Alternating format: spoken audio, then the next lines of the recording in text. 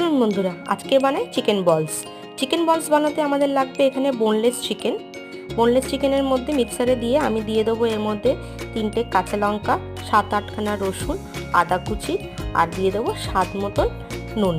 এইগুলো সব কটাকে একটা ভালো মিক্সারে পেস্ট করে নেব। পেস্ট করার সময় জল ব্যবহার করা যাবে না।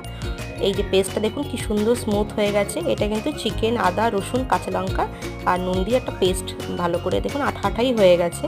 এই পেস্টটাকে ভালো করে একটু মেখে নেব। মেখে নিয়ে এর উপর দিয়ে একটু দিয়ে দেবো সর্ষের তেল, যাতে এটা ময়েশ্চারটা ভালো থাকে। আর দিয়ে দেবো ব্ল্যাক পেপার মানে গোলমরিচের গুঁড়ো, দিয়ে দেবো জিরে আর ধনে গুঁড়ো একটু স্বাদ মতন।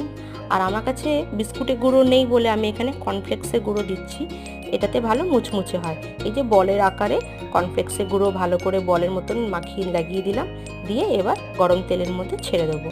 ব্যাস, এখানে চিকেন বল আমার রেডি। হালকা আছে, এটাকে এপিট ওপিট করে ভেজে নিলেই তৈরি হয়ে যাবে চিকেন বল।